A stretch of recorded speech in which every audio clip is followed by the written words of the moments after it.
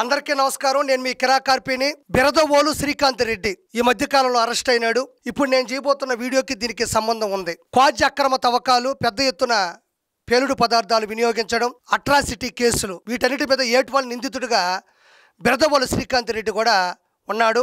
అతను చాలా రోజుల నుంచి కూడా నెల్లూరు పోలీసులకి దొరకకుండా తప్పించుకుంటా ఉన్నాడు. రీసెంట్గా హైదరాబాద్లో దొరికాడు. అంటే అతను అరెస్ట్ చేసి తీసుకెళ్లి విచారణ జరిపితే అనిల్ కుమార్ యాదవ్కి సంబంధించినటువంటి అక్రమాలన్నీ కూడా ఒక్కొక్కటి బయటకు వచ్చాయి. అనిల్ కుమార్ యాదవ్ అంటే నేను ప్రత్యేకంగా చెప్పక్కర్లేదు. రోషం, పౌరుషం, తొడగొట్టడం, మెస మెలేయడం, పర్సెంటా అరపర్సెంటా, బుల్లెట్ దిగిందా లేదా, ఈ మాటలు చెప్తే ఎవరైనా చెప్పేస్తారు అనిల్ కుమార్ యాదవ్ అని.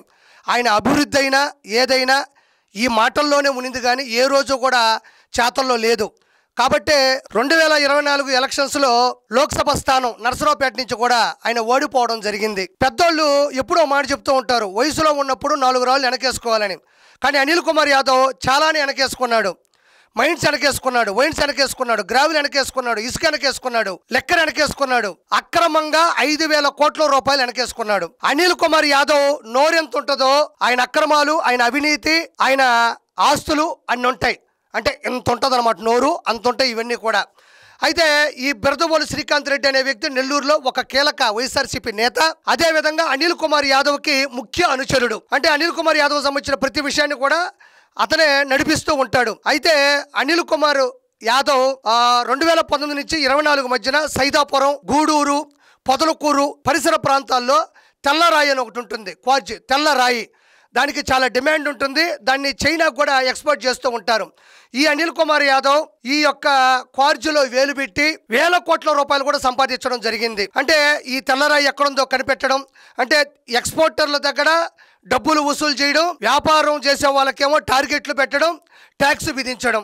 అనిల్ కుమార్ యాదవ్ ట్యాక్స్ లేదా, వాళ్ళు ఎటువంటి పని చేయలేరు, బెదిరింపులకు గురవుతారు, కిడ్నాపులకు గురవుతారు, చంపేసే పరిస్థితికి కూడా ఆ రోజుల్లో అనిల్ కుమార్ యాదవ్ దోహదపడడం జరిగింది. అయితే ఈ తెల్లరాయికి సంబంధించినటువంటి అన్ని విధాలుగా అటువైపు కాకాని గోవర్ధన్ రెడ్డి ఉంటే, ఇటువైపు అనిల్ కుమార్ యాదవ్ కూడా వాళ్ళ ముఖ్య అనుచరులను పెట్టి కూడా నడిపించడం జరిగింది. తెల్లరాయి అంటే ఎక్స్పోర్టర్ల దగ్గర నుంచి, వ్యాపారుల దగ్గర నుంచి ఓవరాల్గా సంపాదించిన కోట్ల రూపాయల్లో తాడేపల్లి ప్యాలెస్కి జగన్మోహన్ రెడ్డి బెంచ్ మీదకి 20 కోట్ల రూపాయలు నిలబెడితే ఇచ్చేసేయాలి. దాని కింద అనిల్ కుమార్ యాదవ్ ఏమైనా చేసుకోవచ్చు, ఎంత వచ్చినా అతను తీసేసుకోవచ్చు.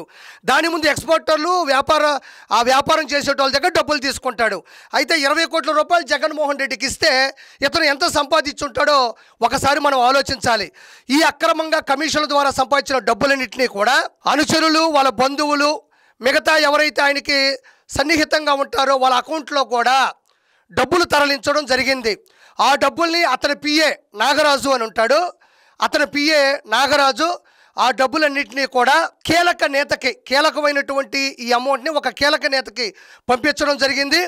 అదేవిధంగా బిరదవోలు శ్రీకాంత్ రెడ్డి కూడా దీని మొత్తాన్ని మన ఆఫ్రికా దేశాలు, జింబాబ్వే, టాంజానియా, జాంబియా లాంటి దేశాలకు వెళ్ళి అక్కడ మైనింగ్ వ్యాపారాలు చేయడం జరిగింది. వాటన్నిటిలో కూడా కీలకమైనటువంటి పరిస్థితుల్ని ముందుకు తీసుకెళ్ళింది రాజీవ్ రెడ్డి. ఆయన ఇంకొక పిఏ ఉంటాడు రాజీవ్ రెడ్డి. ఆ రాజీవ్ రెడ్డి ఈ అమౌంట్ అంటే కమిషన్ అమౌంట్ని మొత్తాన్ని ఆఫ్రికాలోని దేశాలు పంపించి అక్కడ మైనింగ్ వ్యవహారాలు కూడా నడిపించడం జరిగింది. ఇంకొంచెం అమౌంట్ని దుబాయ్కి పంపించి వైట్గా మార్చడం కూడా జరిగింది. అంటే ఇందులో ప్రాముఖ్యంగా చెప్పాలంటే పిఏ నాగరాజు అంటే కీలకమైనటువంటి వ్యక్తికి డబ్బులు పంపించే పనిచేశాడు. రాజీవ్ రెడ్డి ఇంకొక పిఏ అంటే ఆఫ్రికా దేశాల్లో మైనింగ్ వ్యవహారాలు నడిపించాడు.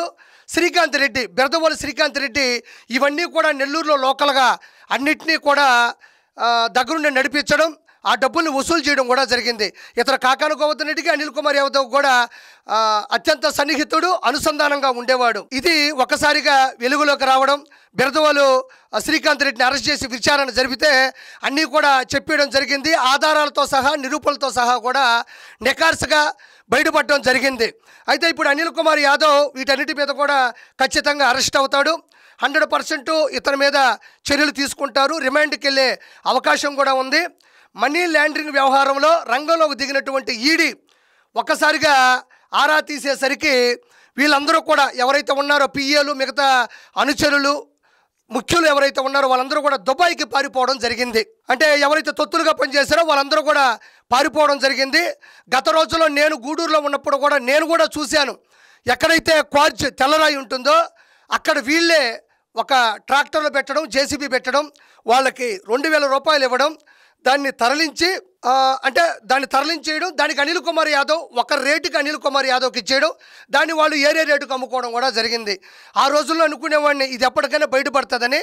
బట్ తప్పు చేస్తే ఎవరో చట్టం నుంచి తప్పించుకోలేరు కాబట్టి సాక్ష్యాలతో సహా శ్రీకాంత్ రెడ్డి చెప్పడం జరిగింది. కాబట్టి 100% కూడా అతను లోపలికి వెళ్తాడు. ఎంతో మునిపే కాకాను గోవద్దన్నట్టు కూడా రుస్తుం మైన్స్ అక్రమ క్వార్జ్ తరలింపు విషయంలో కూడా ఇప్పటికీ కూడా రిమాండ్ ఖైదుగా కూడా ఆయన జైల్లో ఉండడం జరుగుతుంది.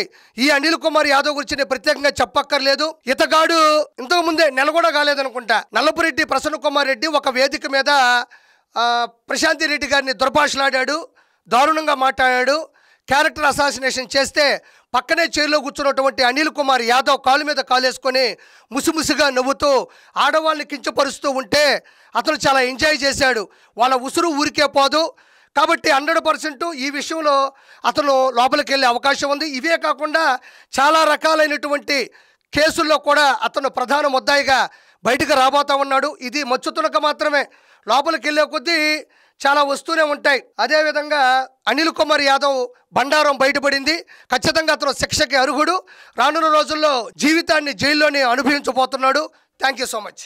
అంటే ఇందులో ప్రాముఖ్యంగా చెప్పాలంటే పిఏ నాగరాజు అంటే కీలకమైనటువంటి వ్యక్తికి డబ్బులు పంపించే పనిచేశాడు. రాజీవ్ రెడ్డి ఇంకొక పిఏ అంటే ఆఫ్రికా దేశాల్లో మైనింగ్ వ్యవహారాలు నడిపించాడు. శ్రీకాంత్ రెడ్డి, బెరదవోలు శ్రీకాంత్ రెడ్డి ఇవన్నీ కూడా నెల్లూరులో లోకల్గా అన్నిటినీ కూడా దగ్గరుండి నడిపించడం, ఆ డబ్బుల్ని వసూలు చేయడం కూడా జరిగింది.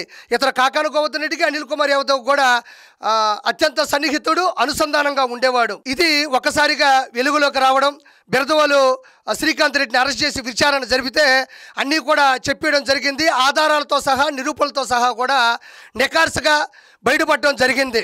అయితే ఇప్పుడు అనిల్ కుమార్ యాదవ్ వీటన్నిటి మీద కూడా ఖచ్చితంగా అరెస్ట్ అవుతాడు. 100% ఇతని మీద చర్యలు తీసుకుంటారు. రిమాండ్కి వెళ్ళే అవకాశం కూడా ఉంది. మనీ లాండరింగ్ వ్యవహారంలో రంగంలోకి దిగినటువంటి ఈడీ ఒక్కసారిగా ఆరా తీసేసరికి వీళ్ళందరూ కూడా ఎవరైతే ఉన్నారో పిఏలు, మిగతా అనుచరులు, ముఖ్యులు ఎవరైతే ఉన్నారో వాళ్ళందరూ కూడా దుబాయ్కి పారిపోవడం జరిగింది. అంటే ఎవరైతే తొత్తులుగా పనిచేశారో వాళ్ళందరూ కూడా పారిపోవడం జరిగింది. గత రోజుల్లో నేను గూడూరులో ఉన్నప్పుడు కూడా నేను కూడా చూశాను. ఎక్కడైతే క్వార్జ్ తెల్లరాయి ఉంటుందో అక్కడ వీళ్ళే ఒక ట్రాక్టర్లు పెట్టడం, జేసీబీ పెట్టడం, వాళ్ళకి 2000 రూపాయలు ఇవ్వడం, దాన్ని తరలించి దాన్ని తరలించేయడం, దానికి అనిల్ కుమార్ యాదవ్ ఒక రేటుకి అనిల్ కుమార్ యాదవ్కి ఇచ్చేయడం, దాన్ని వాళ్ళు ఏరే రేటుకు అమ్ముకోవడం కూడా జరిగింది. ఆ రోజుల్లో అనుకునేవాడిని ఇది ఎప్పటికైనా బయటపడుతుందని. బట్ తప్పు చేస్తే ఎవరో చట్టం నుంచి తప్పించుకోలేరు కాబట్టి సాక్ష్యాలతో సహా శ్రీకాంత్ రెడ్డి చెప్పడం జరిగింది. కాబట్టి 100% కూడా అతను లోపలికి వెళ్తాడు. ఎంతో మునిపే కాకాను గోవర్ధన్నట్టు కూడా రుస్తుం మైన్స్ అక్రమ క్వార్జ్ తరలింపు విషయంలో కూడా ఇప్పటికీ కూడా రిమాండ్ ఖైదుగా కూడా ఆయన జైల్లో ఉండడం జరుగుతుంది.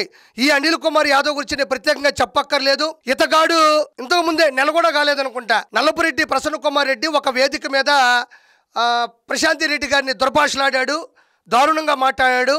క్యారెక్టర్ అసాసినేషన్ చేస్తే పక్కనే చైర్లో కూర్చున్నటువంటి అనిల్ కుమార్ యాదవ్ కాలు మీద కాలేసుకొని ముసిముసిగా నవ్వుతూ ఆడవాళ్ళని కించపరుస్తూ ఉంటే అతను చాలా ఎంజాయ్ చేశాడు. వాళ్ళ ఉసురు ఊరికే పోదు. కాబట్టి 100% ఈ విషయంలో అతను లోపలికి వెళ్ళే అవకాశం ఉంది. ఇవే కాకుండా చాలా రకాలైనటువంటి కేసుల్లో కూడా అతను ప్రధాన ముద్దాయిగా బయటకు రాబోతా ఉన్నాడు. ఇది మచ్చుతునక మాత్రమే, లోపలికి వెళ్ళే కొద్దీ చాలా వస్తూనే ఉంటాయి. అదేవిధంగా అనిల్ కుమార్ యాదవ్ బండారం బయటపడింది.